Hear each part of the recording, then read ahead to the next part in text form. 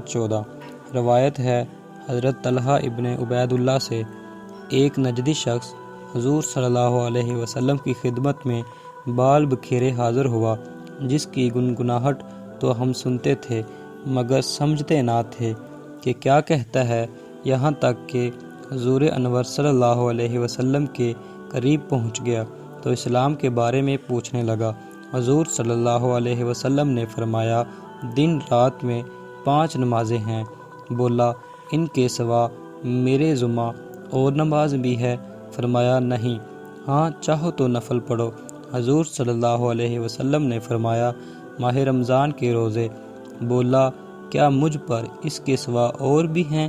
فرمایا، نہیں، مگر یہ تو نفل ادا کرے۔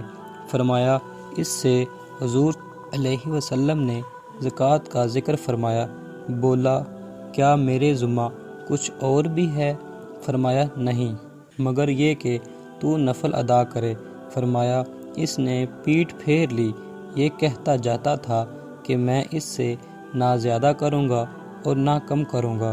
حضور صلی اللہ علیہ وسلم نے فرمایا، اگر یہ شخص سچا ہے تو کامیاب ہوگا۔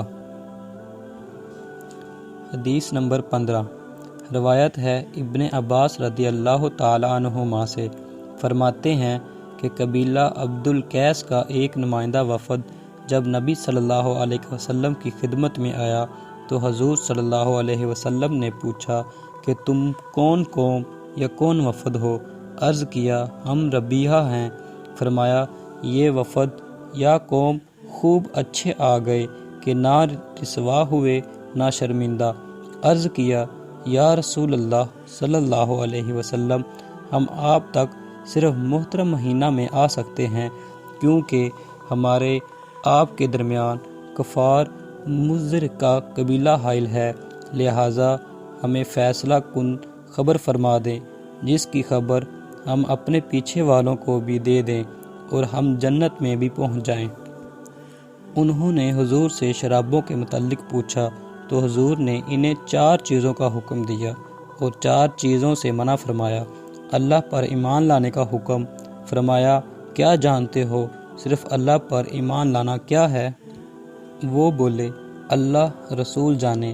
فرمایا، یہ گواہی دینا کہ اللہ کے سوا کوئی لائق عبادت نہیں اور محمد اللہ کے رسول ہیں، اور نماز قائم رکھنے، زکوٰۃ دینے، رمضان کے روزے کا، اور فرمایا کہ غنیمت میں سے 5واں حصہ حاضر کرو، اور 4 چیزوں سے منع فرمایا، ٹھیلیا سے تو نبی سے، لکڑی کی دوری سے اور تار کول والے پیالے سے۔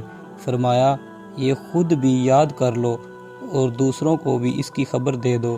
مسلم و بخاری، لفظ بخاری کے ہیں۔ حدیث نمبر 16 روایت ہے عبادہ ابن صامت سے، فرماتے ہیں کہ فرمایا، نبی صلی اللہ علیہ وسلم نے، حالانکہ آپ کے پاس صحابہ کی جماعت تھی، کہ مجھ سے اس پر بیعت کرو، اللہ کے ساتھ کسی کو شریک نہ کرنا، نہ چوری کرنا اور نہ زنا، اور نہ اپنی اولاد کو قتل کرنا، نہ اپنے سامنے گھڑا بہتان لگانا، اور کسی اچھی بات میں نافرمانی نہ کرنا۔ تم میں سے جو وفائے عہد کرے گا، اس کا ثواب اللہ کے ذمہ کرم پر ہے، اور جو ان میں سے کچھ کر بیٹھے اور دنیا میں سزا پا لے تو وہ سزائے کفارہ ہے، اور جو ان میں سے کچھ کر لے پھر رب اس کی پردہ پوشی کرے تو وہ اللہ کے سپرد ہے، اگر چاہے معافی دے دے، چاہے سزا دے دے، لہٰذا ہم نے اس پر آپ سے بیعت کی۔ حدیث نمبر 17 روایت ہے حضرت ابی سعید خدری رضی اللہ تعالی عنہ سے، فرماتے ہیں کہ نبی صلی اللہ علیہ وسلم بقرہ عید یا عید الفطر میں عیدگاہ تشریف لے گئے، عورتوں کی جماعت پر گزرے تو فرمایا کہ اے بیویو، خوب خیرات کرو، کیونکہ مجھے دکھایا گیا ہے کہ تم زیادہ دوزخ والی ہو۔ انہوں نے عرض کیا، حضور یہ کیوں؟ فرمایا، تم لعن طعن زیادہ کرتی ہو، خاوند کی ناشکری ہو، تم سے بڑھ کر کوئی کم عقل، دین پر کم عاقل، عقل مند آدمی کی مت کاٹ دینے والی میں نے نہیں دیکھی۔ عورتوں نے عرض کیا، حضور ہمارے دین عقل میں کمی کیوں کر ہے؟